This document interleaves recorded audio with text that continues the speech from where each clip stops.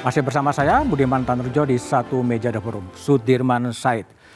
Setelah Undang-Undang BUMN disahkan meskipun terjadi pro dan kontra yang meluas, siapa yang akan mendapatkan keuntungan dengan disahkannya Undang-Undang BUMN? Sebelum ke sana ya, jadi ada dua isu yang membuat suasana ini menjadi penting untuk kita perhatikan. Nomor satu memang presiden selama pemerintahan Pak Jokowi di ujung itu, ada banyak undang-undang yang diproses dengan cepat, agak ngumpet-ngumpet, dan tidak membuka meaningful participation. Itu ada undang-undang Cipta Kerja, ada undang-undang Minerba, ada undang-undang revisi korupsi, anti korupsi juga ya. Undang-undang KPK. KPK juga begitu. Jadi itu menimbulkan persepsi publik bahwa ada kejadian-kejadian di mana undang-undang yang krusial yang harusnya diketahui publik kemudian dihindarkan dari partisipasi.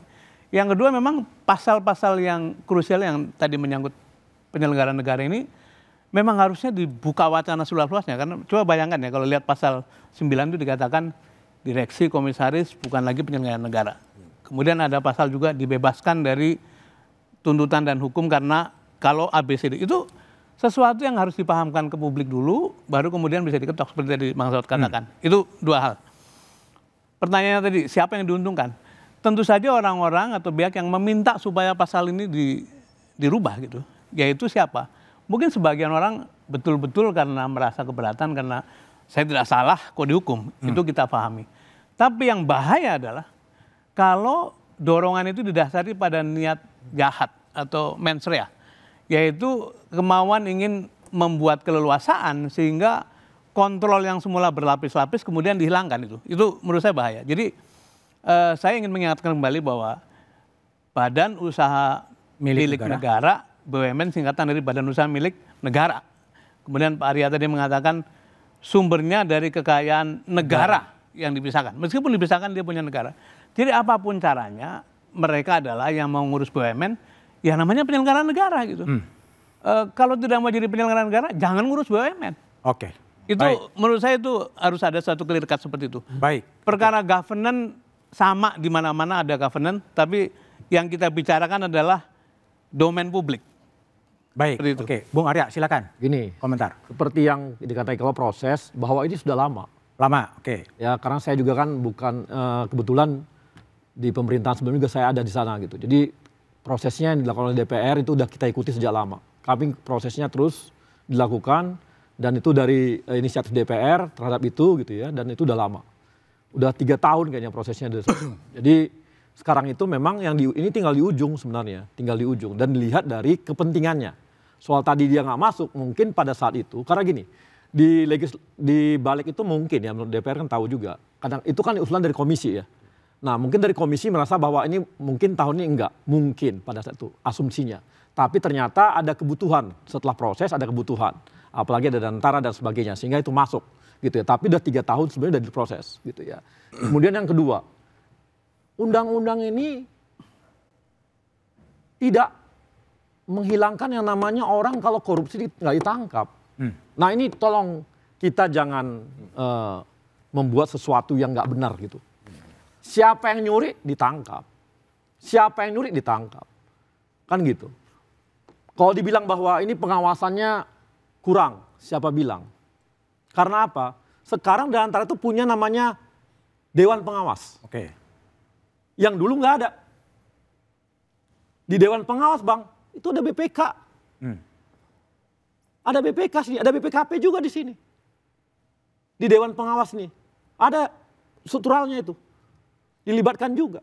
Jadi kalau dikatakan berkurang, enggak. Untuk ngauditnya. Kemudian, coba lihat strukturalnya. Kemudian apa? Pokoknya kalau Anda nyuri di BUMN, Anda ditangkap. Ada satu yang memang jadi persoalan. Yang memang itu jadi persoalan selama ini. Apa itu? Ketika ada sebuah kebijakan diambil oleh direksi. Itu tidak ada fraudnya. Nggak ada korupsinya. Tapi merugikan perusahaan, itu bisa ditangkap. Ini banyak kejadian. Akhirnya apa? Orang nggak berani berinovasi. Saya kasih contoh. Misalnya gini, ini kasih contoh detik.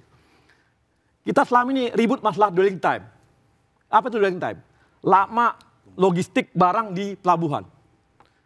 Di Sorong, dari 3 hari menjadi 1 hari. Itu membuat semua logistik jadi murah. Oke? Nah, dari 3 hari menjadi 1 hari, itu menguntungkan banyak pihak, tapi merugikan Pelindo. Pendapatannya kurang. Bisa ditangkap, padahal itu menguntungkan dan tidak ada korupsi di sana. Nah, itu yang dikatakan bahwa kebijakannya padahal dia tidak ada korupsi, tidak ada niat jahat, tidak ada melanggar apa ini, hanya karena perusahaan rugi akibat kebijakannya ditangkap. Nah, itulah hanya itu yang sekarang hilang di undang-undang itu. Tapi kalau nyuri, tangkap. Jadi kalau dikatakan nggak nyuri sekarang boleh, gampang, itu bohong. Bahwa kalau katanya audit kurang, itu bohong juga. Lihat, ada sang Dewan Pengawas di Danantara yang dulu nggak ada. Baik. Kang Asep, apa sih sebetulnya keberatan dari DPR agar betul-betul adik-adik mahasiswa, media itu bisa terlibat aktif dengan membuka saja apa yang mau dibahas? Sebetulnya apa sih keberatan? Sama sekali nggak ada keberatan kita. Oh, tapi nggak dipraktekkan? Bukan, maksudnya tetap mengundang kan, tetap mengundang. Tapi kan kemudian kita merasa cukup ketika poin per poin itu tidak begitu banyak. Oh, hanya mengundang aja? Ya kita undang, kita diskusi gitu, beberapa pihak begitu ya. Itu terus kita elaborasi sama-sama. Jadi pakar juga berkontribusi di situ. Tapi Mas Budiman, saya kira begini, tadi saya ingin menyambung dari Mas Said tentang bahwa direksi dilepaskan dari tanggung jawab tindakan korporasi itu di undang-undang PT sudah ada. Namanya business judgment rule. Jadi kita mengadopsi itu. Ya. Nah, harus apa? Satu, dia harus hati-hati, ya kan? Dia tidak boleh fraud. Caranya harus benar, sesuai aturan. Kalau dia melanggar itu semua, dia kena delik. Itu loh Mas, itu clear ya. Jadi ketika kemudian, dan itu lumrah, itu lazim. Sekarang siapa sih, mau swasta, mau negeri, mau apa, mau negara, siapa sih yang mau bisa jadi rugi kan nggak ada. Tetapi ketika ada unsur kesengajaan, dia terlibat dalam konflik of interest, dia tunjuk siapa sebagai vendor, itu masalah. Gitu Mas. Jadi dari situ clear sebetulnya bahwa tidak akan lebih leluasa sesungguhnya BUMN itu untuk melakukan korupsi, nggak sama sekali. Justru menurut saya tuh dengan kemudian ada Dewan Pengawas, BPK juga mungkin masih bisa terlibat, kira-kira gitu ya gitu. Undang-undang apa putusan dari MK juga sudah ada di situ, Mas. Itu sungguhnya membuka ruang sekali lagi bahwa tidak ada karena akibat undang-undang direvisi BUMN jadi leluasa korupsi. Oke, baik. Rizal, kalau seandainya uji formal ini kemudian berhasil atau tidak, itu apa yang mau Anda kerjakan sebagai mahasiswa sebenarnya? Oke, jadi kita cukup simpel aja, kayak Bapak bilang kita ajak diskusi. Ya sesimpel mana draftnya tuh ditampilkan ke publik aja enggak gitu. Bahkan seorang Prof. Sulis yang diundang RDPU aja nggak mendapatkan naskah gitu. Apalagi saya sebagai masyarakat sipil biasa, mau akses DPR kemana gitu. Teman-teman mahasiswa juga demo nggak ada yang welcome dari DPR gitu. Ya itu yang saya permasalahkan gitu. Jadi kayak dari tahun ke tahun nih praktek legislasi undang-undang ini udah melenceng dari peraturan itu sendiri. Sesimpel melenceng? Iya melenceng. Mereka yang menciptakan peraturan, tapi mereka sendiri yang melanggar. Ini kan cukup aneh gitu. Kayak DPR sebagai badan legislasi, sebagai apa ya, lembaga negara yang membuat legislasi, tapi melanggar legislasi itu sendiri. Oke, itu baik. Yang saya titik tekankan sih. Bang Saud, terakhir, jadi gimana ini ada diskrepansi antara harapan dari rakyat dengan DPR dan potensi itu terjadinya korupsi karena soal penyelenggaraan negara. Gimana solusinya? Ya, karena dari perspektif KPK bahwa dia untouchable, ya kan? Ya untouchable, nggak bisa disentuh karena bukan penyelenggara negara. Itu stated di dalam Undang-Undang 1/2025 ini. Itu menegaskan kepada kita, negara ini ketidakpastiannya makin tinggi dan risiko korupsinya cukup tinggi. Dan keyakinan saya indeks persepsi korupsinya akan terancam karena kalau kita bicara indeks persepsi korupsi tentu di situ ada good corporate governance, ada persaingan, ada kesempatan, ada yang namanya bagaimana kita bisa menciptakan iklim yang bisnis yang baik gitu.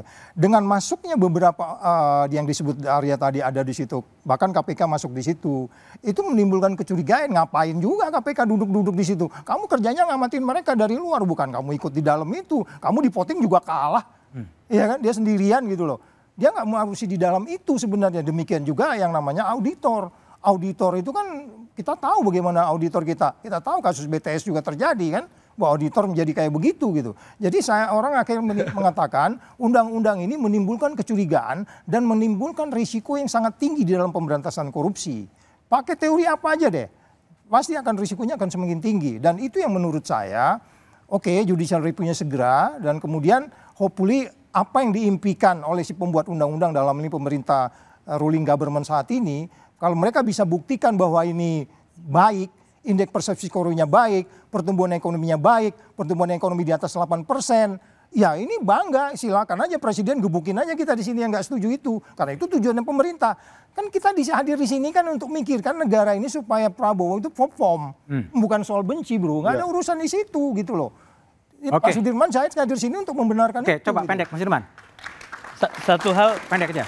Satu hal saya ingin mengingatkan konsep yang namanya lingkungan pengendalian, control environment. Itu isinya adalah filosofi, values, regulasi, sampai policy dan penunjukan orang-orang.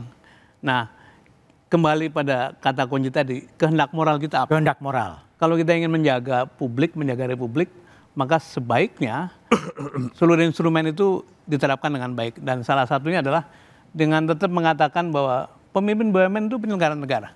Itu yang mungkin bisa kita ingatkan kembali pada publik. Baik Mas Dirman, Bang Arya, Bang Asep, Bang Saur, dan Abu Rizal, terima kasih telah bergabung di Satu Meja Diskusi.